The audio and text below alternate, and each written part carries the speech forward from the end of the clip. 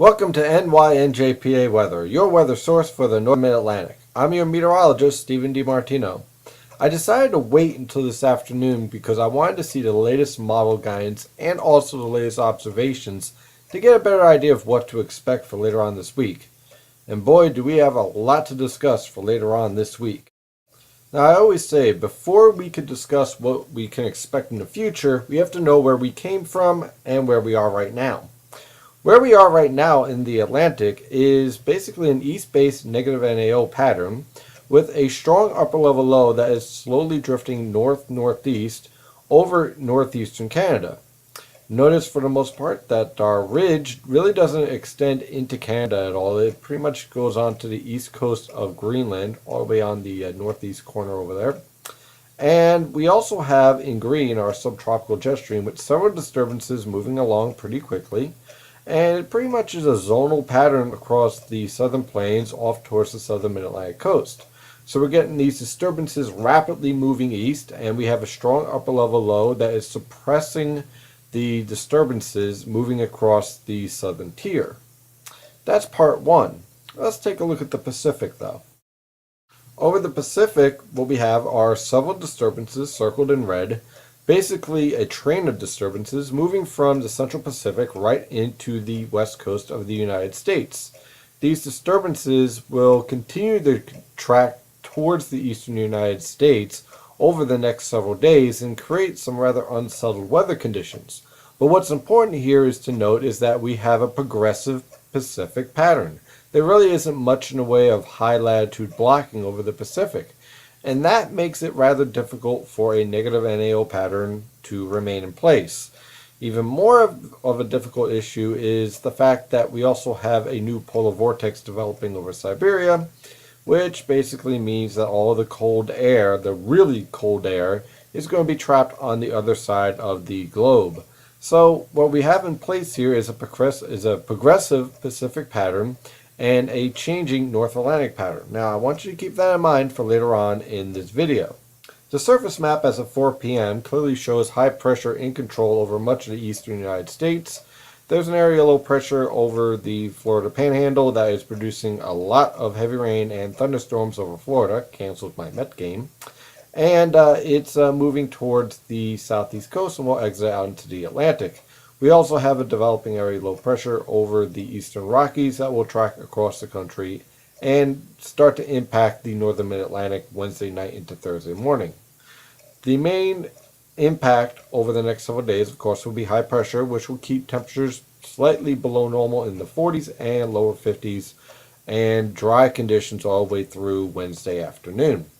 Then we get towards the middle to end part of this week. This is the European model guidance as of Thursday morning from the Penn State EWOL.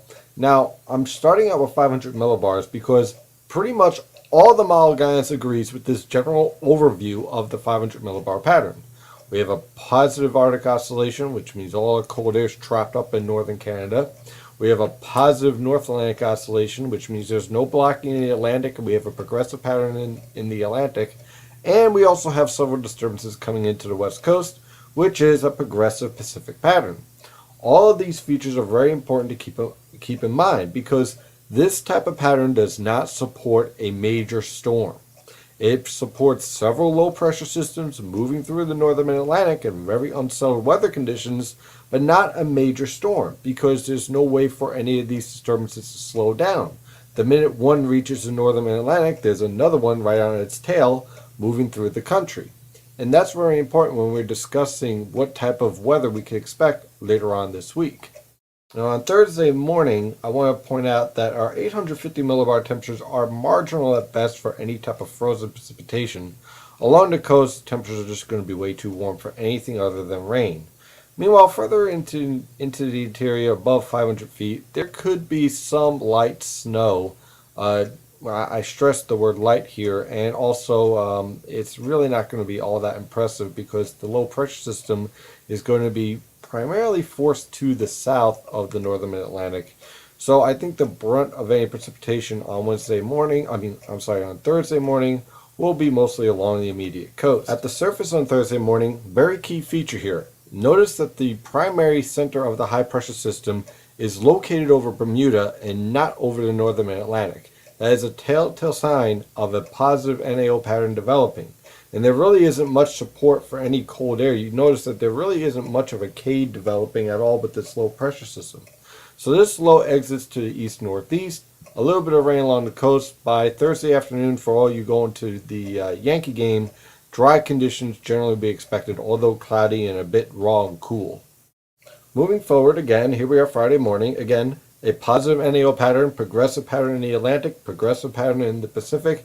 Notice we already have another disturbance starting to push into the west coast, and we have a disturbance moving off the east coast. So everything just keeps on moving. It keeps on moving through the United States, and as a result, here we are on Friday morning. See another area of low pressure exiting off the east coast, again, well to the southeast of the northern Atlantic.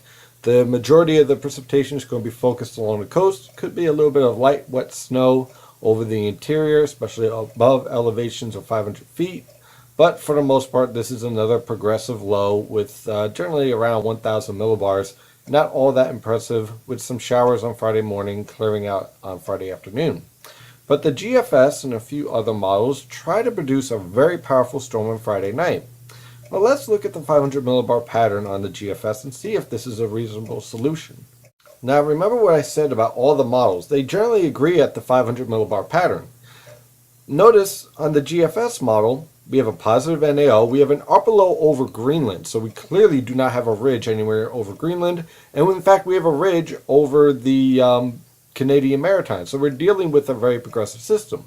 No blocking to slow down this disturbance that is moving off the southeast coast.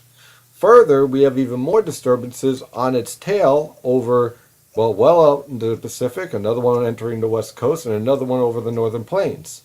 So the GFS tries to slow down all these disturbances and tries to phase a powerful storm off the mid-Atlantic coast, which of course some people are advertising the potential for a major snowstorm on April 1st. At least over the interior, and maybe even some snow over New York City. Well, forget that. The reason why this is not happening is simple physics. These disturbances here are just going to kick this storm out into the Atlantic, and considering that there's no blocking in the Atlantic, there's nothing to really stop those disturbances from kicking this storm east. So the overall story here is that physics matters. Even though the GFS is trying to produce a powerful storm, what I think is more likely going to happen is Friday evening, should I say, into Saturday, we'll get another weak low pressure move through that the European model gas is probably just missing. And we'll see another round of some light rain along the coast, possibly a little bit of light wet snow, but this is not an intense low pressure system. So I like the idea in the GFS of another area low pressure. It just won't be that strong, and it will be moving east-northeast rather than northeast along the coast. So look for a few more showers on Friday night into Saturday morning. Again, shouldn't have a major impact on any baseball games played on Friday evening. And there could be a little bit of light, wet snow over the northern interior, but I don't see this as being a major threat at this time because the upper level pattern just doesn't support it. I have good news for much of the weekend. After this storm clears out on Saturday morning, high pressure will be in control. Now, temperatures will be near normal in the lower to mid 50s, but the most important thing is that it will be dry for much of next weekend, so we can thank that. And then we have another area low pressure over the northern plains that will approach by the beginning of early next week, and this storm track will be much further north, which means we finally get into some much warmer weather. Thank you for trusting in NYNJPA Weather as your weather source for the northern mid-Atlantic. I'm your meteorologist, Steven DiMartino. Have an excellent day.